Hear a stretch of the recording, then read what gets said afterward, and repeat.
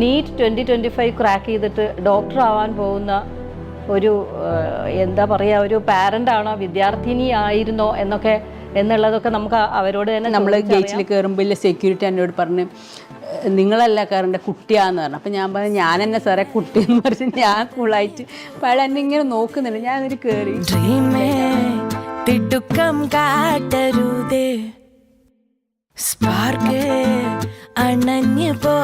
എന്നുള്ളത് മാം അത് പ്രൂവ് ചെയ്തിരിക്കുകയാണ്. കാരണം 3 മക്കളും ഫസ്റ്റ് ചാൻസിൽ തന്നെ MBBSലേക്ക് എത്തിക്കാൻ പറ്റി. 4ാമത്തെ മോളും ആ വഴിയെ തന്നെയാണ്. അപ്പം അതിൻ്റെ കൂടെ മാമും നീറ്റ് ക്രാക്ക് ചെയ്തു, ഇപ്പോൾ അഡ്മിഷൻ എടുക്കാൻ പോകുന്നു എന്ന് ഇപ്പോൾ കേൾക്കുമ്പോണ്ടല്ലോ. ശരിക്കും അത് സത്യം പറഞ്ഞാൽ എന്നെക്കാളും ആഗ്രഹം എൻ്റെ ഡാഡിക്കായിരുന്നു എന്നെ ഒരു ഡോക്ടറാക്കണം എന്നുള്ളത്. അന്നേരത്തെ ആ ഒരു എന്താ പറയുക ആ പ്രായത്തിൻ്റെ പക്വത ഇന്നിപ്പോൾ എൻ്റെ മക്കൾ പഠിക്കുമ്പോൾ നിനക്ക് എത്രമാത്രം ഡാഡി ആഗ്രഹിച്ചിരുന്നു എന്നുള്ളത് എനിക്ക് മനസ്സിലാവുന്നത്. സെക്ഷൻ്റെ 2 ദിവസം മുമ്പ് ഡാഡി കോഴിക്കോട് ഡോക്ടറെ കാണിക്കാൻ വന്നപ്പോൾ ഡാഡി അവിടെ അറ്റാക്കായി, ഒരാഴ്ച ICUലായി. പിന്നെ ഡാഡി മരിച്ചു. മണി ഏൺ ചെയ്യാനൊന്നല്ലേ, ജസ്റ്റ് ഒരു സർവീസ്, പിന്നെ ഒരു ഡോക്ടർ എന്നില്ല എൻ്റെ ഡാഡിൻ്റെ ആ ഒരു ആഗ്രഹം, അത്ര മാത്രം.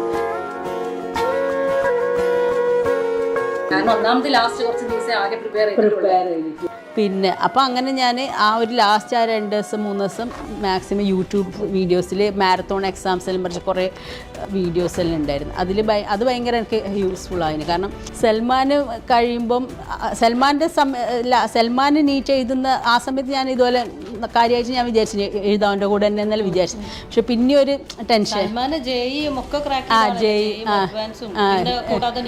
നീറ്റു അതുപോലെ തന്നെ മറിയ ജെ അഡ്വാൻസും ക്രാക്ക് ചെയ്തിന്. അവള് കാൺപൂർ IIT കിട്ടീന്. പിന്നെ അതൊക്കെ ഒരു വലിയ അച്ചീവ്മെന്റ് അല്ലേ നമ്മളെ പബ്ലിക് സ്കൂളിന്റെ കൂടെ. സത്യം അവള് മാത്സ് ഒന്നല്ലല്ലോ, സയൻസിലായിട്ട് പോലും. ഈ 3 മക്കളും കൂടിയാണ് മാമിന് പണി തന്നത്. മൾട്ടിപ്ലൈ റിവിഷൻ ചെയ്താൽ നമുക്ക് എല്ലാം മൈൻഡിലുണ്ടാവും അവിടെ സെറ്റായിട്ട് കുറേ മൾട്ടിപ്പിൾ റിവിഷൻ. പിന്നെ ഫിസിക്സ് കെമിസ്ട്രി എന്ന് വെച്ചാൽ നമ്മൾ കോൺസെപ്റ്റ് മനസ്സിലാക്കുക, നമ്മൾ വിട്ട പിന്നെ 2 എണ്ണത്തിൽ നമുക്ക് അതാ ഇതോ. ശരിക്കും ഇതൊക്കെ നല്ലൊരു ടിപ്പാണ്. നമ്മളെ കുട്ടികൾ ഇത് നോക്കി മനസ്സിലാക്കി എടുക്കേണ്ട ഒരു ടിപ്പാണ് ഈ ഫസ്റ്റ് ചെയ്തത്. എല്ലാവർക്കും ഈ 24 hours തന്നെ ഇല്ലത്. പക്ഷെ ആ 24 hours ഇന്ന് നമ്മോടൊപ്പം ഉള്ളത് ഏറ്റവും സ്പെഷ്യലായിട്ടുള്ള ഒരു ഗസ്റ്റാണ്. അത് പരിചയപ്പെടുത്തേണ്ടത് എങ്ങനെ എന്നുള്ളത് എനിക്ക് തോന്നുന്നു വീഡിയോയുടെ അവസാനം വരെ കണ്ടാലാണ് നിങ്ങൾക്ക് മനസ്സിലാവുക അത് എത്രത്തോളം സ്പെഷ്യലാണ് നമുക്ക് ഈ മാഡം എന്നുള്ളത്. ശ്രീമതി ജുവാന അബ്ദുള്ള.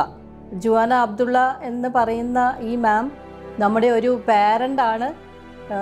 അവരുടെ 4 കുട്ടികൾ, 3 കുട്ടികൾ ഓൾറെഡി ഇവിടുന്ന് പഠിച്ചു പോയി, MBBS പെർസ്യൂ ചെയ്തുകൊണ്ടിരിക്കുന്നു. ഇപ്പം 4ാമത്തെ ആൾ ഇപ്പം RPS റേസ് പബ്ലിക് സ്കൂളിൽ +2 വിദ്യാർത്ഥിനിയാണ്.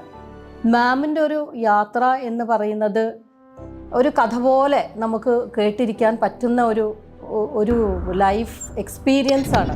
ഈ ഉത്സാഹി ലഭതേ കാര്യം എന്നൊക്കെ നമ്മൾ ചെറുപ്പത്തിലേ കേട്ടിട്ടുണ്ടാവുമല്ലോ, അതിൻ്റെ ഒരു ജീവിക്കുന്ന ഒരു ഉദാഹരണമായിട്ടാണ് എനിക്ക് മാമിൻ്റെ കഥ കേട്ട് കഴിഞ്ഞപ്പം തോന്നിയിട്ടുള്ളത്. വെൽക്കം മാം റേസിലേക്ക്. വെൽക്കം എന്ന് പറയേണ്ട കാര്യമൊന്നുമില്ല, കാരണം മാം റേസ് ഫാമിലിയാണ്, നമ്മുടെ കൂടെ എപ്പോഴും ഉള്ള ആളാണ്. എല്ലാ കാര്യത്തിനും നമ്മളോട് കൂടെ വളരെ സപ്പോർട്ടീവായിട്ടുണ്ടാവുന്ന ജുവാന മാമാണ്. മാം കാസർഗോഡ് നിന്നാണ് വരുന്നത്, കാഞ്ഞങ്ങാടാണ് സ്ഥലം. എനിക്ക് ആദ്യമായിട്ട് ചോദിക്കാനുള്ളത്, ഞാൻ ആദ്യം പറഞ്ഞൊരു സ്റ്റേറ്റ്മെൻ്റ് ഉണ്ടല്ലോ, ഉത്സാഹി ലഭതേ കാര്യം എന്നുള്ളത്, അതിലേക്കാണ് ഞാൻ എത്തുന്നത്. എങ്ങനെയാണ് ആ ഒരു സ്റ്റേറ്റ്മെൻറ്റ് മാമിൻ്റെ ലൈഫിൽ അന്വർത്ഥമായത്, അല്ലെങ്കിൽ അതിലേക്ക് എത്തിയത് എങ്ങനെയാണ്? ഫസ്റ്റ് ഓഫ് ഓൾ എൻ്റെ ഈ നീറ്റിൻ്റെ യാത്രയെ കുറിച്ച് പറയുകയാണെങ്കിൽ കുറേ ബാക്കിലോട്ട് പോകേണ്ടി വരും. എൻ്റെ എഡ്യൂക്കേഷൻ തൊട്ട് പറയേണ്ടി വരും. ഞാൻ കാഞ്ഞങ്ങാടിലെ ഒരു കോൺവെൻറ്റ് സ്കൂളിലാണ് എൻ്റെ LKG to 10th സ്റ്റേറ്റ് സിലബസിൽ പഠിച്ചത്.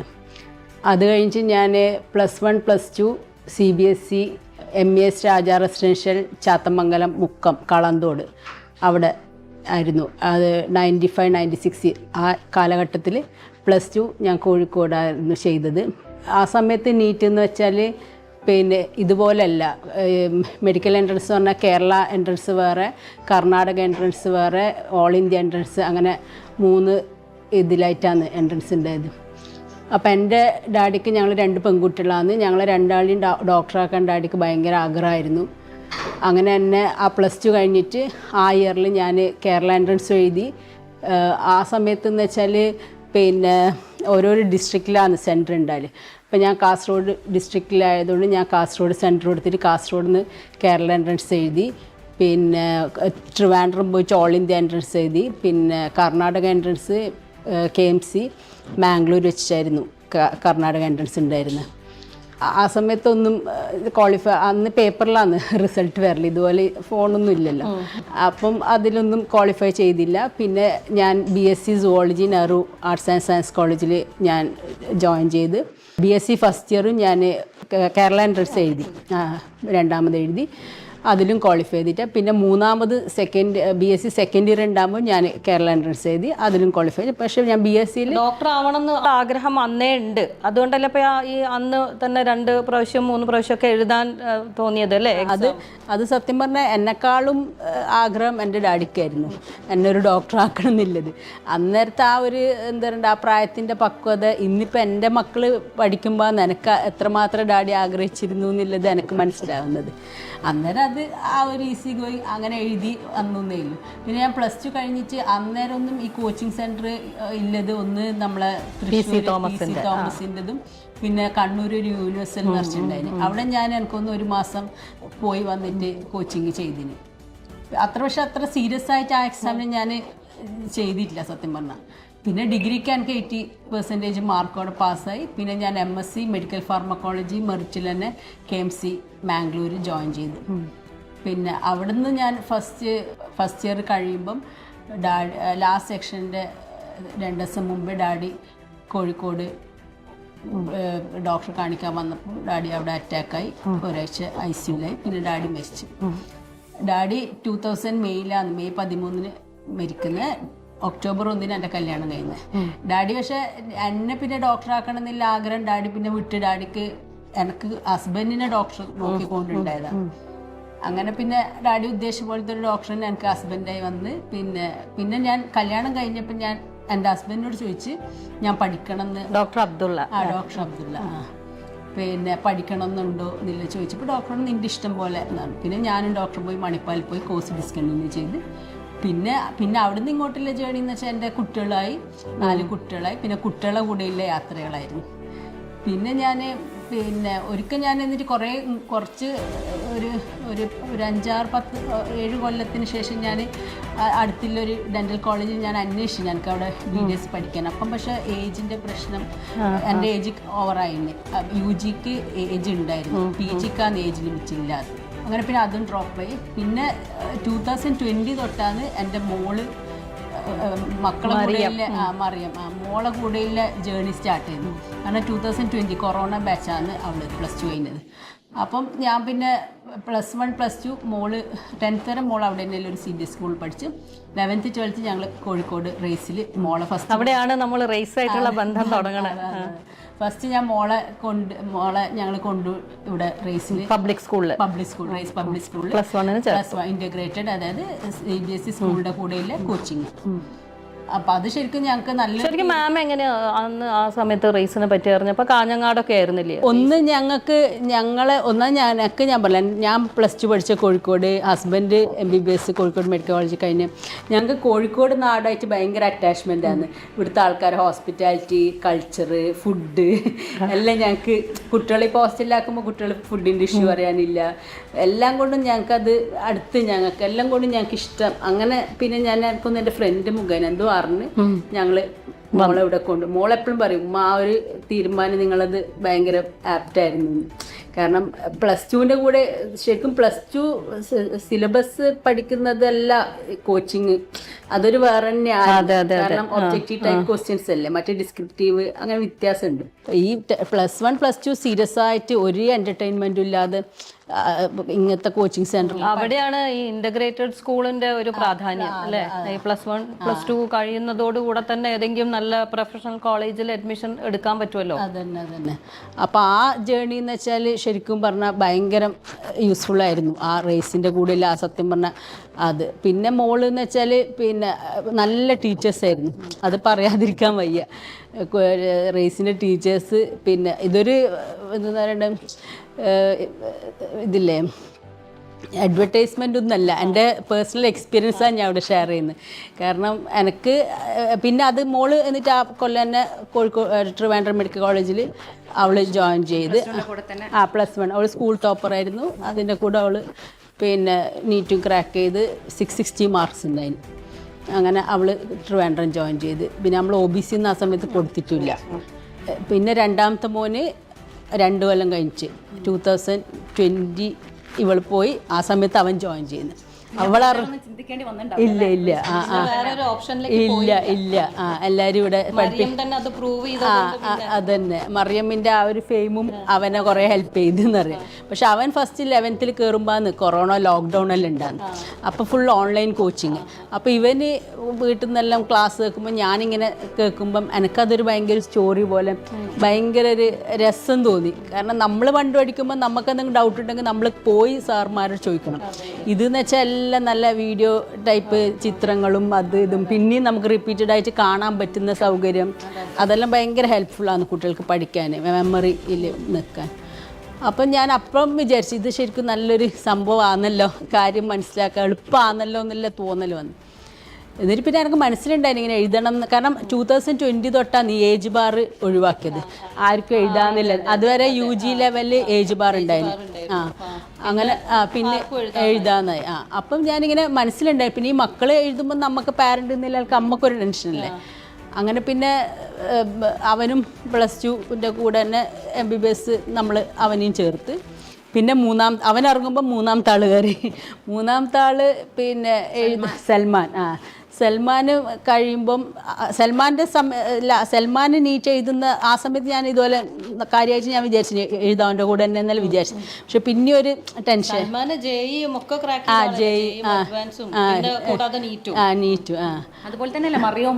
Mariyam J അഡ്വാൻസും crack ചെയ്തിന്. അവള് കാൺപൂർ IIT കിട്ടീന്. പിന്നെ അതൊക്കെ ഒരു വലിയ അച്ചീവ്മെന്റ് അല്ലേ നമ്മളെ പബ്ലിക് സ്കൂളിന്റെ കൂടെ. സത്യം അവള് മാത്സ് ഒന്നല്ലല്ലോ, സയൻസിലായിട്ട് പോലും. ഈ 3 മക്കളും കൂടിയാണ് മാമിന് പണി തന്നത്. ഇത് കണ്ട് ഇൻസ്പയർഡ് ആയി. സത്യം. അത് കഴിഞ്ഞിട്ട് പിന്നെ ഞാൻ ഈ പ്രാവശ്യം ഞാൻ എഴുതാൻ അപ്ലൈ എല്ലാം ചെയ്ത്. പിന്നെ മെറ്റീരിയൽസ് എല്ലാം ഉണ്ടല്ലോ ഇഷ്ടംപോലെ ഇവരെ മെറ്റീരിയൽസ് എല്ലാം വീട്ടിൽ. പിന്നെ ഞാൻ കുറച്ചെല്ലാം ആൾക്കാർക്ക് ഈ ചോദിച്ചവർക്കെല്ലാം കുറച്ചെല്ലാം കൊടുത്തിന്. കാരണം പഠിക്കാൻ പറ്റാത്ത സാഹചര്യം എല്ലാം ഉണ്ടാവില്ല, അവർക്കെല്ലാം ഞാൻ കൊടുത്തിന്. പിന്നെ ഞാൻ ആ ഒരു ധൈര്യത്തിൽ സത്യം പറഞ്ഞാൽ വീട്ടിൽ നിന്ന് തന്നെ പഠിക്കുക, ആരോടും അങ്ങനെ പബ്ലിസിറ്റിയും ചെയ്തിട്ട് ഞാൻ പഠിക്കാൻ വിചാരിച്ച് ഇങ്ങനെ നിന്ന്. ആദ്യം കുറച്ച് ഞാൻ ബയോളജി, ഞാൻ പിന്നെ സുവോളജി അല്ലേ, സുവോളജി ആകുമ്പോൾ സബ് കെമിസ്ട്രി ബോട്ടണി ആകുമ്പം ബയോളജി അല്ലേ. പിന്നെ അപ്പം ഞങ്ങൾക്ക് അതൊരു ബേസ് ഉണ്ട് എന്നുള്ളൊരു ധൈര്യത്തിൽ ഞാൻ ആദ്യം ബയോളജി തുടങ്ങി വായിക്കാൻ. കുറച്ച് ഞാൻ മെറ്റീരിയലും വായിച്ചിന്. പിന്നെ ഞങ്ങൾക്ക് ഒരു മടിയായി. കാരണം എൻ്റെ പാഷൻ എന്ന് പറഞ്ഞാൽ യാത്ര, ട്രാവലിങ് അതെല്ലാം. അപ്പം അതിലേക്ക് പിന്നെ ഒരു റിലാക്സേഷൻ. 4ാമത്തെ ആളും ഇപ്പോൾ റേസിലുണ്ട്. റേസിൽ 12th അപ്പം പിന്നെ ഞാൻ എന്താക്കി, പിന്നെ ഡോക്ടറോട് ഞാൻ പറഞ്ഞു എന്തായാലും എനിക്ക് എഴുതണം, എനിക്ക് ആ നീറ്റിൻ്റെ എക്സ്പീരിയൻസ് അതൊരു വേറെ തന്നെയല്ലേ. പണ്ട് ആ ബബിൾ ചെയ്ത ഓർമ്മ അല്ലാതെ പിന്നെ ഞാനൊരു എക്സാം അറ്റംപ്റ്റ് ചെയ്തിട്ട് ഒന്നുമില്ല. ഞാൻ ശരിക്കും മാമനെ ഈ നീറ്റ് എഴുതണം എന്നുള്ളൊരു ആഗ്രഹമല്ലേ, അത് ഈ കുട്ടികൾ പഠിക്കുന്നത് കണ്ടിട്ട് അങ്ങനെ തോന്നിയതാണോ, അല്ലെങ്കിൽ മാമിൻ്റെ ഉള്ളിൽ അങ്ങനെ എന്തെങ്കിലും എനിക്ക് അങ്ങനെ ഒന്ന് എഴുതിയെടുക്കണം എന്നുള്ളൊരു സ്പാർക്ക് ഉണ്ടായിരുന്നോ? കുട്ടികൾ എഴുതുമ്പോൾ പഠിക്കുമ്പോൾ എല്ലാം എനിക്കതൊരു ഈസി സംഭവം പോലെ തോന്നി. ഈ ഓൺലൈൻ ക്ലാസ് ഒക്കെ കണ്ടപ്പോൾ അല്ലേ, ഓൺലൈൻ ക്ലാസ് കുട്ടികൾ റിലാക്സ് അങ്ങനെയല്ല, കുട്ടികൾ ആ ഒരു എളുപ്പം ഫീല് കാര്യം മനസ്സിലാക്കി കോൺസെപ്റ്റ് മനസ്സിലാക്കിയിട്ടില്ല പഠിത്തവും ഇവിടുത്തെ ആ ഒരു അവർ ആ സിസ്റ്റം ഫോളോ ചെയ്തിരുന്നു. കോച്ചിങ് മെറ്റീരിയലെല്ലാം കണ്ടപ്പോൾ എനിക്ക് തോന്നി. പിന്നെ എൻ്റെ ഉള്ളിൽ ഫാദർ പറഞ്ഞവര് ആ ഒരു ഇതുണ്ട്, അതിൻ്റെ ആഗ്രഹം അതുണ്ട്. പിന്നെ ഡോക്ടർ ഭയങ്കര സപ്പോർട്ടായിരുന്നു. ഡോക്ടർ പറഞ്ഞു നീ എഴുത്, നിനക്ക് പറ്റും, നീ ഫസ്റ്റ് ഒന്നും എടുക്കണ്ട, ക്വാളിഫൈ ചെയ്താൽ മതി, BDS ബാക്കി നമ്മൾ നോക്കാം, അങ്ങനെല്ലാം ഭയങ്കര. നമുക്കൊക്കെ പറയാലോ, ഇപ്പം ഒരു ഹോം മേക്കർ ആണ് എങ്കിൽ അവർക്ക് വീട്ടിൽ കുറേ കാര്യങ്ങൾ ചെയ്യാനുണ്ടാവില്ലേ. ഇപ്പം 4 മക്കൾ, അവരുടെ കാര്യങ്ങൾ, അവരുടെ പഠിത്തം, പിന്നെ വീട്ടിലെ മാനേജ്മെൻറ്റ്, ഹസ്ബൻഡിൻ്റെ കാര്യങ്ങൾ, ഇതൊന്നും ഇപ്പം നമുക്ക് ഒഴിവാക്കാൻ പറ്റാത്ത കാര്യങ്ങളാണ്. അപ്പോൾ ഇത്രയും വലിയ ഇങ്ങനത്തെ കുറേ കാര്യങ്ങൾ നമുക്ക് ഓൾറെഡി ഉണ്ട്. ഇതിൻ്റെ ഇടയിൽ ഇപ്പം ഈ ഒരു ഏജിൽ, പഠിത്തത്തിന് ഏജൊന്നും ഇല്ല നമ്മൾ പറയുമെങ്കിൽ പോലും ഈ ഒരു ഏജിൽ ഇത് എഴുതിയെടുക്കണം. ഇതെന്ന് പറഞ്ഞാൽ ഒരു കോമ്പറ്റേറ്റീവ് എക്സാമിനേഷനാണ്, സാധാരണ ഒരു ബോർഡ് എക്സാം ഒന്നും അല്ലല്ലോ. അപ്പോൾ ഡിഗ്രി PG ഒക്കെ എഴുതുന്ന ആൾക്കാരെ ധാരാളം നമ്മളൊക്കെ കണ്ടിട്ടുണ്ട്. പക്ഷേ ഈ നീറ്റ് ഇതിൽ എഴുതുക എന്ന് പറഞ്ഞാൽ ഇത്രയും ആൾക്കാർ എഴുതുന്ന ഒരു വലിയ പരീക്ഷ, അത് ക്രാക്ക് ചെയ്യാൻ പറ്റുക എന്നുള്ളത് എന്ന് പറഞ്ഞാൽ അത് എന്താ പറയുക, ജസ്റ്റ് അമേസിങ് എന്ന് പറയാം അല്ലേ. അതെങ്ങനെ മാമിന് കഴിഞ്ഞു എന്നുള്ളതാണ് അത്ഭുതം. അതൊന്ന് പറഞ്ഞാൽ നമ്മളെ കണ്ടുകൊണ്ടിരിക്കുന്ന ഇനി വരുന്ന കുട്ടികൾക്കാണെന്നുണ്ടെങ്കിൽ, ഇപ്പോൾ വീട്ടിലിരിക്കുന്ന ലേഡീസിനാണെന്നുണ്ടെങ്കിൽ അതൊരു വലിയ ഇൻസ്പിറേഷൻ ആയിരിക്കും. അതെങ്ങനെയാണ് മാമിന് അത് പറ്റിയത് ചെയ്യാൻ? പല ലേഡീസിനുണ്ടാവും ഇങ്ങനൊരു ആഗ്രഹം ഉള്ളിൽ, ഇത് ചെയ്യാൻ പറ്റുമോ ഇല്ല എന്നുള്ളത് അറിയാത്തൊരു ടെൻഷൻ ഉണ്ടാവുമല്ലോ. അവർക്കും കൂടെ ഒരു മെസ്സേജ് ആവും മാം അതിനെക്കുറിച്ചൊന്ന് പറഞ്ഞാൽ. അതിനെക്കുറിച്ച് പറയുകയാണെങ്കിൽ എല്ലാവർക്കും ഈ 24 hours തന്നെ ഉള്ളത്. പക്ഷെ ആ 24 hours നമ്മൾ എങ്ങനെയാണ് അത് യൂട്ടിലൈസ് ചെയ്യുന്നതെന്ന് അനുസരിച്ചിരിക്കും ഓരോരാളെ സക്സസ് സ്റ്റോറി. മാമിൻ്റെ ആ ഒരു പ്രിപ്പറേഷൻ എങ്ങനെയായിരുന്നു? കാരണം ഇതൊക്കെയും ചെയ്തു, എന്നിട്ടും പഠിച്ചു, എന്നിട്ടും എഴുതി, അതെങ്ങനെയായിരുന്നു? അതെങ്ങനെ ചെയ്തത്? അതിൻ്റെ ആ ഒരു രീതി ഒന്ന് പറയുമോ? ഞാൻ പറഞ്ഞില്ലേ, ഞാൻ ബയോളജിയും കെമിസ്ട്രി എനിക്കൊന്ന് കുറച്ച് ബേസ് ഉണ്ടായിരുന്നു. കാരണം കെമിസ്ട്രിയിൽ എനിക്ക് കോളേജിലുള്ള ഒരു ആനി മിസ് ഇപ്പോൾ എവിടെയെന്ന് അറിയില്ല, മിസ്സിൻ്റെ എല്ലാം ക്ലാസ് എന്ന് പറഞ്ഞാൽ നല്ല ഓർഗാനിക് കെമിസ്ട്രിയിൽ മിസ്സ് കോളേജിലാണെങ്കിൽ പോലും ഭയങ്കര ആത്മാർത്ഥതയോടെ എടുത്ത ടീച്ചേഴ്സായിരുന്നു. അപ്പോൾ ആ ഒരു ബേസിൻ്റെ ആ ധൈര്യത്തിലെല്ലാം തന്നെ പിന്നെ ഇതുപോലെ മെറ്റീരിയൽസ് ഇതൊക്കെല്ലാം കണ്ട അങ്ങനെ കുറേ കാര്യങ്ങൾ, മൾട്ടിപ്പിൾ കാര്യങ്ങളുണ്ട്. ഞാൻ ഇതിലേക്ക് ഇറങ്ങി തിരിച്ച് ഞാൻ ബയോളജി ഫസ്റ്റ് ഞാൻ പറഞ്ഞില്ല, ഞാൻ മെറ്റീരിയൽ വെച്ച് നോക്കിന് കുറച്ച്. പിന്നെ എനിക്ക് ഇതുപോലെ മടിയായി. പിന്നെ ഞാൻ ഡോക്ടറോട് പറഞ്ഞു എനിക്ക് എന്തായാലും എഴുതണം, എനിക്ക് ആ എന്തായാലും എക്സ്പീരിയൻസ് ചെയ്യണം നീറ്റിൻ്റെ ആ എക്സാം ഹാളിൽ അത് എന്ന് പറഞ്ഞു. പിന്നെ ലാസ്റ്റ് ഡോക്ടറോട് നീ എന്ത് ഒന്നും കുറച്ചെങ്കിലും നോക്കുന്നില്ല പറഞ്ഞപ്പോൾ ഞാൻ ലാസ്റ്റ് ഒരു 2-3 ദിവസം കുറേ യൂട്യൂബ് വീഡിയോസ് ഉണ്ട്. ഫോണിൽ നമുക്കിപ്പം പഴയ പോലെയല്ല, എന്തടിച്ചു കൊടുത്താലും നമുക്കത് ഫോൺ മിസ്യൂസ് ചെയ്തിട്ടെങ്കിൽ ഭയങ്കര ഹെൽപ്ഫുള്ളാണ്. ഗൂഗിളിലായാലും യൂട്യൂബിലായാലും നമ്മളൊരു ചാപ്റ്റർ അല്ലെങ്കിൽ ഒരു വാക്ക്, പണ്ടെല്ലാം ഡിക്ഷണറി നോക്കണം നമുക്ക് എന്തെങ്കിലും ഒരു ഇതറിയണമെങ്കിൽ. ഇപ്പം നമ്മൾ ആ ഒരു ഇപ്പം നമ്മൾ അത് അടിച്ചു കൊടുത്ത് അതിൻ്റെ ചിത്രങ്ങളായി, അതിൻ്റെ പിന്നെ വീഡിയോസായി. പിന്നെ അപ്പോൾ അങ്ങനെ ഞാൻ ആ ഒരു ലാസ്റ്റ് ആ 2 ദിവസം 3 ദിവസം മാക്സിമം യൂട്യൂബ് വീഡിയോസിൽ മാരത്തോൺ എക്സാംസ് എല്ലാം പറഞ്ഞ് കുറേ വീഡിയോസ് എല്ലാം ഉണ്ടായിരുന്നു. അത് ഭയങ്കര എനിക്ക് യൂസ്ഫുൾ ആയിരുന്നു. കാരണം ഒരു ചാപ്റ്ററിൽ ഒരു 10 ക്വസ്റ്റ്യൻ ഇമ്പോർട്ടൻ്റ് അവർ തരും. അതിൽ ഒരു ക്വസ്റ്റ്യൻ അവർ സോൾവ് ചെയ്യുമ്പം അതിൻ്റെ റിലേറ്റഡ് ടോപ്പിക്സ് എല്ലാം അവരവിടെ പറയും. അപ്പം നമുക്കൊരു ഏകദേശം ഒരു ഐഡിയ വന്നില്ലേ. അങ്ങനെ പിന്നെ എക്സാമിന് നല്ല കൂളായിട്ട് പോയിട്ട് എക്സാമിൻ്റെ മാമിനോട് പറഞ്ഞില്ല, അതന്നെ സംഭവം. അതൊന്ന് ശരിക്കും പറഞ്ഞാൽ നമ്മളെ കുട്ടികളും കൂടി ഒന്ന് അറിയണം. കാരണം എക്സാമിനേഷൻ ഹാളിൽ എങ്ങനെ പോകണം എന്നുള്ളത്, അതാണിപ്പോൾ എത്ര പഠിക്കുന്ന കുട്ടിയായാലും അന്നത്തെ ഒരു ദിവസം ഒരു ടെൻഷനിലേക്കൊക്കെ പോയി കഴിഞ്ഞാൽ അത് നമ്മളെ റിസൾട്ടിനെ കാര്യമായിട്ട് ബാധിക്കും. ഇപ്പം മാമിന് അത് ഇല്ലാതെ ആയത് ഒരു വലിയ അനുഗ്രഹമായിരുന്നു അല്ലേ? കാരണം ഞാൻ എക്സാമിനേഷൻ ഹാളിൽ പോയ കഥ പറഞ്ഞാൽ, ഞാൻ ഫസ്റ്റ് നമ്മൾ ഗേറ്റിൽ കയറുമ്പോൾ സെക്യൂരിറ്റി എന്നോട് പറഞ്ഞ് നിങ്ങളല്ല കയറേണ്ട കുട്ടിയാന്ന് പറഞ്ഞു. അപ്പം ഞാൻ പറഞ്ഞു ഞാൻ എന്നെ സാറേ കുട്ടിയെന്ന് പറഞ്ഞ് ഞാൻ കൂളായിട്ട്. അപ്പോൾ അയാൾ എന്നെ ഇങ്ങനെ നോക്കുന്നുണ്ട്. ഞാൻ എന്നിട്ട് കയറി, ക്യൂ ഉണ്ടായിന് അവിടെ ഇത് ചെക്കിങ്ങിന്. ക്യൂവിൽ നിന്ന് ആദ്യം നമ്മളെ ഇതെല്ലാം പേപ്പേഴ്സ് അല്ലേ ഓൾ ടിക്കറ്റ് ചെക്ക് ചെയ്യും. പർദ്ദ ഇട്ടിട്ട് എക്സാം എഴുതാൻ പോയതുകൊണ്ട് കുറച്ച് നേരത്തെ പോയിന്. എന്നിട്ട് പിന്നെ നമ്മളെ ബോഡി ചെക്കിങ് എല്ലാം ചെയ്തപ്പോൾ ഞാൻ ബാത്റൂം പോയി ഒന്നും എടുത്തിട്ട് ഞാൻ പറഞ്ഞൊരു മാമിനോട് എനിക്ക് നിസ്കരിക്കണം എന്ന്. അപ്പോൾ ഈ ലേഡീസിൻ്റെ റൂമിൽ കൊണ്ടുപോയിട്ട് പറഞ്ഞ് ഇവിടുന്ന് നിസ്കരിച്ചു. അപ്പോൾ വേറൊരു മുസ്ലിം കുട്ടിയും പർദ്ദയിട്ട് നിസ്കരിക്കുന്നുണ്ട്. അങ്ങനെ ഞാൻ നിസ്കരിച്ചപ്പോൾ എനിക്ക് കുറച്ച് നല്ലൊരു മനസ്സിൻ്റെ ഒരു നല്ലൊരു ഫീലിംഗ് ആയി. അതന്നെ ആ കോൺഫിഡൻസ് കൂടി. ആ ഒരു സൂപ്പർ നാച്ചുറൽ പവർ നമ്മളെ കൂടി ഉണ്ട് എന്നുള്ളൊരു ഫീലിംഗ് ഇല്ലേ. പിന്നെ ഞാനൊക്കെ കിട്ടി പോയാൽ പോയി. ആ ഒരു ഇങ്ങനെ കിട്ടിയേ പറ്റൂന്നില്ല ഒരു ഇതൊന്നും ഉണ്ടായിട്ടില്ല. എഴുതാ പിന്നെ ബാക്കിയെല്ലാം അള്ളാൻ്റെ അടുത്ത് നിന്നില്ല ഒരു ഇതിൽ പോയിട്ട് ഞാൻ ഇതുപോലെ എക്സാം നല്ല കൂളായിട്ട് ഒരു ടെൻഷനും ഇല്ലാതെ ഫസ്റ്റ് ഞാൻ പിന്നെ ബയോളജിയാണ് അറ്റംപ്റ്റ് ചെയ്ത്. അത് സമയമെടുത്ത് പിന്നെ ചെയ്ത്. അതെന്ന് വെച്ചാൽ നമ്മളിപ്പം ഒരു ക്വസ്റ്റ്യൻ വായിക്കുമ്പോൾ അതിൻ്റെ 4 ഓപ്ഷനും ക്ലിയറായി വായിക്കണം. ആ ക്ലിയറായി വായിക്കുമ്പോൾ നമുക്ക് ചിലപ്പോൾ ക്വസ്റ്റ്യൻ മനസ്സിലായിട്ടില്ലെങ്കിലും ആൻസർ വായിക്കുമ്പോൾ ക്വസ്റ്റ്യൻ ചിലപ്പോൾ ഒന്നും കൂടെ നമ്മളെ സ്ട്രൈക്ക് ചെയ്യും. ആ ക്വസ്റ്റ്യന് ഇങ്ങനെ വായിക്കാൻ അവിടെ ചിലപ്പോൾ ഒറ്റ വായനയിൽ നമുക്ക് ആ ക്വസ്റ്റ്യൻ ക്ലിയർ ആവണമെന്നില്ല ശരിക്കും.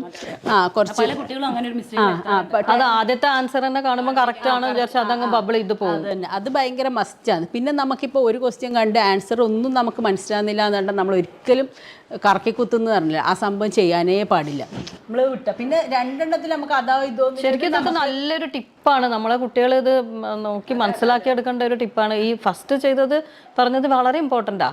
ആ ഒരു ഇത് വായിക്കാതെ ഫുൾ വായിച്ചിട്ട് ചെയ്യാൻ അത് അധികം ആൾക്കാർക്കും പറ്റുന്ന മിസ്റ്റേക്ക്. പിന്നെ അവർ ഭയങ്കര റിഗ്രറ്റ് ചെയ്യും. അത് വായിക്കും, അതാണ് ആ ബബിൾ ചെയ്താൽ പിന്നെ അത് അവിടെ തന്നെ ആയില്ല. പിന്നെ ആ തെറ്റിയത് പിന്നെ മനസ്സിലാകുമ്പോഴില്ല ടെൻഷൻ ബാക്കിയൊക്കെ. അതാണ് അപ്പോൾ അങ്ങനെ അതുകൊണ്ട് ഞാൻ കൂളായിട്ട്, കാരണം ഞാൻ ഉദ്ദേശിച്ചത് ബയോളജിയും കെമിസ്ട്രി അറ്റംപ്റ്റ് ചെയ്യുക, ഫിസിക്സ് ഞാൻ നോക്കിയിട്ടേ ഇല്ല, അതൊരു എൻ്റെ ഒരു വീക്ക് സബ്ജക്റ്റും തന്നെ. അപ്പം പിന്നെ അത് സമയമുണ്ടല്ലോ ഇഷ്ടം പോലെ എന്നില്ലാർക്ക് ഞാൻ കൂളായിട്ട് എഴുതി തന്നെ. പിന്നെ എനിക്ക് പറയാനുള്ളത്, ഞാനത് മാക്സിമം നമ്മൾ നെഗറ്റീവ് മാർക്ക് അവോയ്ഡ് ചെയ്താൽ തന്നെ ഇപ്പം മുമ്പത്തെ പോലെയല്ല, ഒരു മാർക്കിനെല്ലാം 5000 10,000 റാങ്കാണ് വരുന്നത്. നല്ല അപ്പോൾ നമ്മൾ സ്കോർ ചെയ്തത് തന്നെ നമ്മളെ നെഗറ്റീവിൽ നമുക്ക് ലൂസ് ചെയ്യാനും മതി. അപ്പോൾ മാക്സിമം ലൂസ് ചെയ്യാതെ വിധത്തിൽ നമ്മൾ അറിയുന്നത് മാത്രം അറ്റംപ്റ്റ് ചെയ്താൽ തന്നെ നമുക്ക് നല്ലൊരു സ്കോർ എടുക്കാൻ പറ്റുന്നതാണ് എൻ്റെ അഭിപ്രായം. പിന്നെ എന്നെ പോലത്തെ പാരൻസ് എല്ലാം ഇപ്പോൾ എഴുതുന്നുണ്ടെങ്കിൽ ഇത്ര എഫോർട്ട് കുറച്ചും കൂടെ ഇതുപോലെ ഇപ്പം പിന്നെ നമ്മൾ പോയി പഠിക്കണമെന്നില്ല, ഓൺലൈൻ കോച്ചിങ് എല്ലാ സെൻറ്റേഴ്സും തരുന്നുണ്ട്. അപ്പം അങ്ങനെ ചെയ്താലും നമുക്ക് സുഖമായിട്ട് ക്രാക്ക് ചെയ്യാം. ഇതിൽ മാമിൻ്റെ ഒരു പ്ലസ് എന്താ വെച്ചാൽ കൂളായിട്ട് എക്സാം എഴുതാം. അതന്നെ അതാണ് കുട്ടികൾക്ക് ടെൻഷൻ ആയാലില്ലേ അറിയുന്നത് പോലും ഫുൾ ബ്ലാങ്ക് ആയിരിക്കും. കുറേ കുട്ടികൾക്ക്, കാരണം ഞാൻ പറഞ്ഞില്ല മക്കളെ കൂടെയില്ല നീറ്റിൻ്റെ ജേർണിയിലില്ല വേറെ മക്കളെ ഫ്രണ്ട്സിൻ്റെ ഇതും അവരെ പാരൻസ് പറഞ്ഞിച്ചെല്ലാം എനിക്കറിയാം. കാരണം നല്ല പഠിക്കുന്ന കുട്ടികളായിരിക്കും. കാരണം എക്സാമിന് ഹാളിൽ പോയി ടെൻഷനായിട്ട് ഫുൾ മാർക്ക്, കാരണം ഇതൊന്നും പോയാൽ പിന്നെ ഒരു കൊല്ലം പോയത് തന്നെയല്ലേ. അപ്പം അങ്ങനെ ആ ഒരു പ്രശ്നം. മാം ഇത് പറഞ്ഞപ്പോൾ ഞാൻ ഒരു കാര്യം ഓർത്തുവാണ്, നമ്മളെ റേസിലെ ഡയറക്ടറുടെ ദിലീപ് സാർ ഈ അടുത്ത് കേരള ലോ എൻട്രൻസ് എഴുതി. സാറ് പറഞ്ഞത് ഈ സെയിം പോയിന്റാ, അതായത് കൂളായിട്ട് സാർ എന്താണ് കിട്ടി പോയാ പോയി KKPP എന്നാണ് സാറും കുട്ടികളോട് പറഞ്ഞത്. സാർ പറഞ്ഞ സെയിം പോയിന്റ്, അതായത് കൂളായിട്ട് നമുക്ക് എക്സാം എഴുതാൻ പറ്റിയിട്ടുണ്ടെങ്കിൽ നമുക്ക് റിസൾട്ടിലേക്ക് എത്താൻ പറ്റും. അതാണ് ഞാൻ എപ്പോൾ മക്കളോടായാലും എല്ലാം പറഞ്ഞു, നമ്മൾ മൈൻഡ് കൂളാക്കാൻ നമുക്ക് കിട്ടേണ്ടത് എന്തായാലും കിട്ടും. നമ്മൾ പഠിച്ചിട്ടുണ്ടോ, നമ്മൾ ഹാർഡ് വർക്ക് ചെയ്തിട്ടുണ്ടോ, അതെന്തായാലും. പിന്നെ നമ്മളെ പ്രാർത്ഥന, പിന്നെ ടീച്ചേഴ്സിൻ്റെ അനുഗ്രഹം, അത് മസ്റ്റാണ്. ഇപ്പോഴത്തെ മക്കൾക്ക് ഞാൻ കണ്ടുവന്ന ചില എല്ലാവരും അല്ല ഞാൻ പറയുന്നത്, ടീച്ചേഴ്സ് കുട്ടികളിൽ നിന്നുള്ള ബന്ധം തീരെ കുറവാണ്. കാരണം ഒരു റെസ്പെക്റ്റ് ഇല്ലാതെ, ഞാൻ ഇന്നിപ്പം പ്രിൻസിപ്പളോട് സംസാരിച്ചാണ്. കാരണം ചില ആൾ വലിയ ആവറേജ് സ്റ്റുഡൻ്റ് അല്ലായിരിക്കും, പക്ഷേ ലൈഫിൽ വലിയ സക്സസ് വന്നിട്ടുണ്ടാകും. കാരണം എന്തുകൊണ്ട് അവർ ടീച്ചേഴ്സ് പാരൻസ് എന്നുള്ള ആ ഒരു ബോണ്ടിങ് ഉണ്ട്. വേറെ വലിയ സ്റ്റുഡിയോസ് ഒന്നും ആയിരിക്കില്ല. പക്ഷേ ഇന്നത്തെ മക്കൾക്ക് വരുന്ന പ്രശ്നം അതാണ്. കാരണം ടീച്ചേഴ്സിന് ഒരു ബോണ്ടിങ് ഇല്ല, ഒരു റെസ്പെക്റ്റ് ഇല്ല, കുറവ്. അപ്പം എന്നിട്ട് പറയും നമുക്ക് കിട്ടിയിട്ടില്ല, അൺലക്ക്. അതിലൊന്നും കാര്യമില്ല. ലക്ക് എന്ന് പറഞ്ഞാൽ പിന്നെ ഞാൻ പറഞ്ഞില്ല, അവരവരെ പ്രാർത്ഥന, അവരവരെ ഹാർഡ് വർക്ക്, അതെല്ലാം ആ ലക്കിലെത്തിക്കും. അതന്നെ, അതാണ് സ്മാർട്ട്. പിന്നെ പാരൻസിൻ്റെ നല്ല ഗുണങ്ങൾ മക്കൾക്ക്, അത് ഞാൻ എൻ്റെ പാരൻറ്റിൻ്റെ നല്ല ഗുണങ്ങളായിരിക്കും ഞാൻ എന്നില്ലക്ക് ലൈഫിൽ. നമുക്ക് ശരിക്കും പഠിക്കാൻ പറ്റുന്നത് പാരൻറ്റിങ്ങും പഠിക്കാൻ പറ്റും. പിന്നെ മാമിൻ്റെ ഈ എന്തൂസിയാസും, ഇപ്പം ഒരു കാര്യം വേണം എന്നുണ്ടെങ്കിൽ അതിന് ഏജോ അല്ലെങ്കിൽ നമ്മളെ ജീവിത സാഹചര്യങ്ങളോ ഒന്നും തടസ്സമല്ല എന്നുള്ളത് മാം അത് പ്രൂവ് ചെയ്തിരിക്കുകയാണ്. കാരണം 3 മക്കളും ഫസ്റ്റ് ചാൻസിൽ തന്നെ MBBS എത്തിക്കാൻ പറ്റി. 4ാമത്തെ മോളും ആ വഴിയെ തന്നെയാണ്. അപ്പം അതിൻ്റെ കൂടെ മാമും നീറ്റ് ക്രാക്ക് ചെയ്തു. ഇപ്പോൾ BDS അഡ്മിഷൻ എടുക്കാൻ പോകുന്നു എന്ന് ഒക്കെ കേൾക്കുമ്പോണ്ടല്ലോ, ശരിക്കും പറഞ്ഞാൽ നമുക്കൊക്കെ ഒന്ന് നീറ്റ് എഴുതി നോക്കിയാലോ, അല്ലെങ്കിൽ അതുപോലുള്ള എക്സാമുകൾ എഴുതി നോക്കിയാലോ എന്നൊക്കെ ഒരു തോന്നലുണ്ട് കേട്ടോ. ഈ ടീച്ചേഴ്സിൻ്റെ ഓൺലൈൻ ക്ലാസ് കാണുമ്പോൾ ഞാൻ വിചാരിക്കുന്നുണ്ട്, കാരണം അവരെല്ലാം ഇങ്ങനെ കെമിസ്ട്രി സാറിൻ്റെയും ഇതുപോലെ ക്ലാസ്സിൽ നിൽക്കുമ്പോൾ സാർ ശരിക്കും ഇവർക്കും നീറ്റ് എഴുതിയാൽ നല്ല ടോപ്പ് റാങ്കിൽ വരുമല്ല എന്നെല്ലാം ഞാനിങ്ങനെ ചിന്തിക്കലുണ്ട് അതിനെക്കുറിച്ച്. അതിന് മാം ആ സബ്ജക്ട് നോളജ് മാത്രം പോരാ, അതിന് ഈ പറഞ്ഞ പോലെ ഒരു എന്താ പറയുക വേണം എന്നുള്ള ഒരു തോന്നലുണ്ടല്ലോ. എനിക്ക് തോന്നുന്നത് ശരിക്കും മാമിനോട് റെസ്പെക്റ്റാണ് തോന്നുന്നത്. അത് എല്ലാവർക്കും ഒന്നും കിട്ടുന്ന കാര്യമല്ല. ശരിക്കും പറഞ്ഞാൽ മാം ഒരു എൻറ്റയർ നമ്മളെ ഒരു ലേഡീസിന് തന്നെ ഒരു പ്രചോദനമാണ് കേട്ടോ ശരിക്കും പറഞ്ഞാൽ. അല്ല, ഫാമിലി സപ്പോർട്ട് അത് ഭയങ്കര പറയാതിരിക്കാൻ വയ്യ. കാരണം മോള് നിക്കാഹ് കഴിഞ്ഞ് സണ്ണിലോ ഉണ്ട്, സണ്ണിലോ UK റേഡിയോളജി MD ചെയ്യുന്നുണ്ട്. ഒരു ചുരുക്കം പറഞ്ഞാൽ എത്ര ഡോക്ടർമാരുണ്ട് വീട്ടിൽ, ഒരു ഹോസ്പിറ്റൽ തന്നെ തുടങ്ങാം നമുക്ക് അല്ലേ. VDSും ആയി, റേഡിയോളജി ആയി. അപ്പം പിന്നെ അവരും നല്ല മെൻ്റൽ സപ്പോർട്ടായിരുന്നു. കാരണം ഞാൻ ഫസ്റ്റ് എക്സാം എഴുതാൻ കൊടുക്കുന്നെല്ലാം പറയുമ്പോൾ അവരോട് ചോദിച്ചിന്. അപ്പോൾ അവരും പറഞ്ഞ് നല്ലതല്ലേ, പഠിക്കുന്നത് നല്ലതല്ലേ എന്നെല്ലാം പറഞ്ഞ് ഭയങ്കര സപ്പോർട്ടായിരുന്നു. ഞാൻ ഒരു കാര്യം ചോദിക്കട്ടെ, മാമിന് ഒന്നും കൂടി എഴുതി MBBS തന്നെ കിട്ടണമെന്നുണ്ട്? അല്ല ഞാൻ ഇപ്രാവശ്യം എൻ്റെ ഇതെന്താ വെച്ചാൽ, ഞാൻ വീട്ടിൻ്റെ അടുത്തുള്ള BDS ഡെൻ്റൽ കോളേജിൽ ഞാൻ BDSന് ജോയിൻ ചെയ്യും, കിട്ടിയെങ്കിൽ അലോട്ട്മെൻറ്റിന് കിട്ടിയെങ്കിൽ. ഇല്ലെങ്കിൽ ഞാൻ വിചാരിക്കുന്നത് റേസിൻ്റെ തന്നെ ഒരു ഓൺലൈൻ കോച്ചിങ് നടത്തിയിട്ട് മോളെ കൂടെ വേണമെങ്കിൽ ഒന്നും കൂടെ വേണം നോക്കാം എന്നുള്ള വിഷയം. സപ്പോർട്ടായിട്ട് എന്തായാലും റേസ് കൂടെ ഉണ്ടാവും. ഇത്രയും വലിയ ആഗ്രഹം ആഗ്രഹങ്ങളുള്ള ആളെ സപ്പോർട്ട് ചെയ്തില്ലെങ്കിൽ പിന്നെ BDS മാറി MBBS എത്തട്ടെ. അല്ല MBBS എനിക്ക് വലിയ താല്പര്യമില്ല. എന്തെന്ന് വെച്ചാൽ പോണ്ട മാം എഴുതി അല്ല നല്ല മാർക്ക് കിട്ടിയെങ്കിൽ അതൊരു പ്ലസ് തന്നെയല്ലേ. അത് തന്നെ. പക്ഷെ MBBS ഞാൻ പറഞ്ഞേ ഇൻകംപ്ലീറ്റ് ആണ്. BDS കംപ്ലീറ്റ് എന്നല്ല, എന്നാലും BDS ഞാൻ മണി ഏൺ ചെയ്യാനൊന്നല്ല ഇനി ഒരു BDS എടുക്കുന്നത്. ജസ്റ്റ് ഒരു സർവീസ്, പിന്നെ ഒരു ഡോക്ടർ എന്നില്ല എൻ്റെ ഡാഡിൻ്റെ ആ ഒരു ആഗ്രഹം, അത്ര മാത്രം. പിന്നെ നാട്ടിൻ്റെ അടുത്ത് തന്നെ എനിക്ക് ഫാമിലി മസ്റ്റാണ്. അപ്പോൾ ഫാമിലിനെ സപ്പോർട്ട് ചെയ്തുകൊണ്ട് കൂടെ റിലാക്സ് ചെയ്ത് പഠിക്കാൻ പറ്റുന്ന ഒരു സ്ഥലം, അങ്ങനെ ഞാൻ ഉദ്ദേശിച്ചു. ഇൻഷാ അല്ലാ. ഇപ്പൊ എന്താ പറയാ, പല പാരന്റ്സിനും നിങ്ങൾ പറഞ്ഞ മതി ഈ ജേർണി തുടങ്ങിയപ്പോൾ നീറ്റ് എൻട്രൻസ് എഴുതാൻ തോന്നി, എക്സാമിലേക്ക് പോയി നമ്മൾ പഠിത്തമെല്ലാം തുടങ്ങിയാൽ ഇടയിൽ വെച്ചിട്ട് തോന്നുന്നു എന്നെ കൊണ്ട് കഴിയോ, ഇനിയിപ്പോൾ കുറെ ബുദ്ധിമുട്ടുകൾ പ്രയാസങ്ങളൊക്കെ വരുന്ന സമയത്ത് അവർക്കൊന്ന് പിന്മാറാൻ തോന്നും. മാമിനെ സംബന്ധിച്ച് അങ്ങനത്തെ ഒരു പ്രശ്നമേ വന്നിട്ടില്ല അല്ലേ? കാരണം ഒന്നാമത് ലാസ്റ്റ് കുറച്ച് ദിവസം ആകെ പ്രിപ്പയർ പല ലേഡീസ് ഈ പറഞ്ഞ പോലെ എഡ്യൂക്കേഷൻ ഇൻകംപ്ലീറ്റ് ആയിട്ട് അല്ല മുമ്പ് ഇൻകംപ്ലീറ്റ് ചെയ്തിട്ട് ഇപ്പം കംപ്ലീറ്റ് ചെയ്യണം തോന്നുന്നവർക്ക് ഇപ്പൊ ഇതൊക്കെ ഇപ്പൊ മാമിന്റെ ഒരു ഇൻസ്പിറേഷനിൽ ചിലപ്പോൾ പലർക്കും അത് എഴുതി കംപ്ലീറ്റ് ചെയ്യാം എന്നൊക്കെ തോന്നും. അപ്പം അതെ, അതൊക്കെ ഒരു വലിയ കാര്യം തന്നെയാണ്. കാരണം എപ്പോഴൊക്കെയോ എന്തൊക്കെയോ കാരണം കൊണ്ട് ചിലപ്പം കംപ്ലീറ്റ് ചെയ്യാൻ പറ്റാതെ ആയതായിരിക്കും. വീണ്ടും ഇപ്പം നമ്മുടെ ഈ എഡ്യൂക്കേഷൻ സിസ്റ്റത്തിൽ ഇപ്പം അതൊക്കെ കംപ്ലീറ്റ് ചെയ്യാനുള്ള സാഹചര്യങ്ങൾ ഉണ്ടല്ലോ.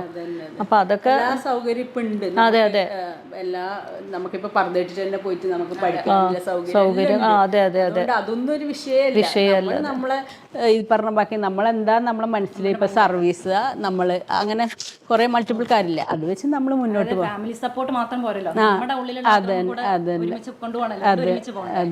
അപ്പം മാമിന് നമ്മളെ ഇപ്പം വ്യൂവേഴ്സിനോട് അല്ലെങ്കിൽ നമ്മളെ കണ്ടുകൊണ്ടിരിക്കുന്ന ലേഡീസിനോട് എന്ത് മെസ്സേജാണ് കൊടുക്കാനുള്ളത്? അതേസമയം ഇപ്പം പ്രിപ്പയർ ചെയ്യുന്ന നീറ്റ് ആസ്പിറൻസ് എന്ന് മാത്രമല്ല, ഏത് പരീക്ഷ എഴുതാൻ പോകുന്ന കുട്ടികളോടും പറയാനുള്ളൊരു ഉപദേശം, ഒരു മെസ്സേജൊക്കെ ഉണ്ടാവുമല്ലോ, അതെന്താണ്? എന്നെ പോലത്തെ ആൾക്കാരോട് പറയാനില്ല, നമുക്ക് ഇതുപോലെ ഓൺലൈനിൽ നമ്മൾ ഈ യൂട്യൂബ് മിസ്യൂസ് ചെയ്യാതെ, പിന്നെ ഗൂഗിള്, പിന്നെ മെറ്റീരിയൽ, ഓൺലൈൻ മെറ്റീരിയലെല്ലാം നമുക്കിപ്പം കോച്ചിങ് സെൻറ്ററിൽ നിന്നെല്ലാം നമ്മൾ ഇതാക്കിയാൽ കിട്ടും. അപ്പോൾ അത് കുറച്ച് പഠിച്ച് ഞാൻ ഈ പറഞ്ഞ ബാക്കി കൂളായി പരീക്ഷ എഴുതി അങ്ങനെയെല്ലാം നമുക്ക് ക്രാക്ക് ചെയ്യാൻ പറ്റുന്നതേ ഇല്ലൂ. അത് വലിയൊരു സംഭവമായിട്ട് കാണേണ്ട ആവശ്യമൊന്നുമില്ല.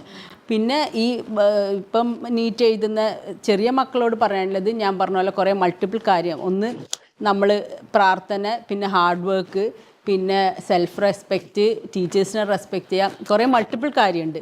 പിന്നെ ടെൻഷൻ ഫ്രീ, പിന്നെ ഞാൻ പറഞ്ഞ പോലെ biology text book full thorough ആയിട്ട് ഈച്ച് ആൻഡ് എവ്രി ബയോളജിയിൽ നമുക്ക് സെൻറ്റൻസ് ബൈ സെൻറ്റൻസ് കുറേ മൾട്ടിപ്ലൈ റിവിഷൻ ചെയ്താൽ നമുക്ക് എല്ലാം മൈൻഡിലുണ്ടാവും അവിടെ സെറ്റായിട്ട്, കുറേ മൾട്ടിപ്പിൾ റിവിഷൻ. പിന്നെ ഫിസിക്സ് കെമിസ്ട്രി എന്ന് വെച്ചാൽ നമ്മൾ കോൺസെപ്റ്റ് മനസ്സിലാക്കുക, മാക്സിമം ക്വസ്റ്റ്യൻ ചെയ്യുക, അതിൽ തന്നെ എല്ലാം ഉണ്ട്. പിന്നെ റേസിനെ സംബന്ധിച്ചുള്ള കുറേ കൊല്ലത്തെ എക്സ്പീരിയൻസ് ഉണ്ട്, അതൊരു പ്ലസ് കാരണം അവർക്ക് ഈ കുറേ കൊല്ലത്തെ എക്സ്പീരിയൻസ് കൊണ്ട് അവർക്കെല്ലാം അറിയാം എങ്ങനെ വന്ന്. പിന്നെ ഈ പറഞ്ഞ ബാക്കി നമുക്ക് ഈസി എന്ന് പറഞ്ഞ് പരീക്ഷയ്ക്ക് പോകാൻ പറ്റില്ല, ടഫ് എന്ന് പറഞ്ഞ് പോകാം. അന്നേരം എന്താ തോന്നുന്നത് അത് കൂളായി എഴുതാൻ.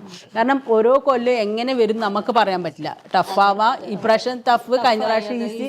അപ്പോൾ ആ കഴിഞ്ഞ പ്രാവശ്യം ഈസി വെച്ചിട്ട് ഈ പ്രാവശ്യം ഈസി എന്ന് പറഞ്ഞ് പോയവർക്കാന്ന് ടെൻഷനായിട്ട് ഒന്നും എഴുതാൻ. കാരണം കോച്ചിങ് സെൻ്ററിൽ നല്ല റാങ്കിൽ വന്ന കുട്ടികൾ എന്തായി എക്സാമിന് മാർക്ക് ആ ബ്രിമ്മിലെല്ലാം എത്തിയ കുറേ മക്കൾ എനിക്ക് ഈ പ്രാവശ്യം അറിയാം. കിട്ടൂല എന്നില്ല, ആ ഒരു 500, 520, 530 ആ റേഞ്ചിൽ നിൽക്കുന്ന കുട്ടികൾ. കാരണം കോച്ചിങ് അത് റീറിപ്പീറ്റ് ചെയ്ത മക്കളാണ്. അതെല്ലാം ആലോചിക്കുമ്പോൾ അതാണ് അവർ കഴിഞ്ഞ പ്രാവശ്യം മാർക്ക് വെച്ചിട്ട് അവർ പോയി. അപ്പോൾ ഈ പ്രാവശ്യം ഫിസിക്സ് ടഫ്, ബയോളജി ലെങ്തി എല്ലാം മനസ്സിലാക്കിയപ്പോൾ അവർ അറിയുന്നതും കൂടെ അവരെ മൈൻഡിൽ നിന്ന് കയ്യിൽ നിന്ന് പോയി. അത് ഭയങ്കര ടെൻഷൻ കാര്യം. അപ്പോൾ മാമിൻ്റെ ഫാമിലി ഒന്ന് നമുക്ക് വേണ്ടിയിട്ടൊന്ന് ഇൻട്രൊഡ്യൂസ് ചെയ്യുമോ? ഫാമിലിയിൽ ആരൊക്കെ ഉണ്ട്, അവരൊക്കെ എന്ത് ചെയ്യണു ഇപ്പം മക്കളതൊന്ന് ജസ്റ്റ്. ഫാമിലി ഹസ്ബൻഡ് ഡോക്ടറാണ്, പിന്നെ district hospital Kanhangad ENT surgeon. പിന്നെ മോള് മറിയം ട്രിവാൻഡ്രം മെഡിക്കൽ കോളേജിൽ ഫൈനൽ ഇയർ MBBS സ്റ്റുഡൻറ്റ്. പിന്നെ മോന് Karaikal Vinayaka mission medical college 3rd year MBBS student. പിന്നെ മൂന്നാമത്തെ മോന് Salman MES Perinthalmanna first year MBBS student. പിന്നെ മോള് അസീമ ആസിയ റേസിലെ +2 ഗോയിങ് സ്റ്റുഡൻറ്റ് റേസ് പബ്ലിക് സ്കൂളിലെ +2 സ്റ്റുഡൻറ്റ്. പിന്നെ മോളെ ഹസ്ബൻഡ് സണ്ണിൻ ലോ പിന്നെ വടകരയാണ് നാട്, അവർ കോഴിക്കോട് MBBS കഴിഞ്ഞ് UK radiology MD first year കഴിഞ്ഞ് ഇപ്പോൾ സെക്കൻഡ് ഇയർ സ്റ്റാർട്ട് ചെയ്തു. ഇനി അസീമ പഠിച്ചു കഴിഞ്ഞാൽ നമ്മൾ ഇതുപോലെ ഒന്നും കൂടി വിളിക്കും. അപ്പം മാം ഇങ്ങനെ ഇതൊക്കെ അങ്ങനെ പറഞ്ഞിട്ട് എൻ്റെ ഇളയ മോള് അസീമ ഇന്ന മെഡിക്കൽ കോളേജിൽ പഠിക്കുന്നു, ഞാൻ ഇന്ന മെഡിക്കൽ കോളേജിൽ കഴിയാറായി. അതെ, അതും കൂടി കേൾക്കാൻ ഞങ്ങൾ റേസ് എന്താ പറയുക അങ്ങനെ ആകാംക്ഷയോടെ കാത്തിരിക്കുകയാണ്. നടക്കട്ടെ. ഇൻഷാ അല്ലാ.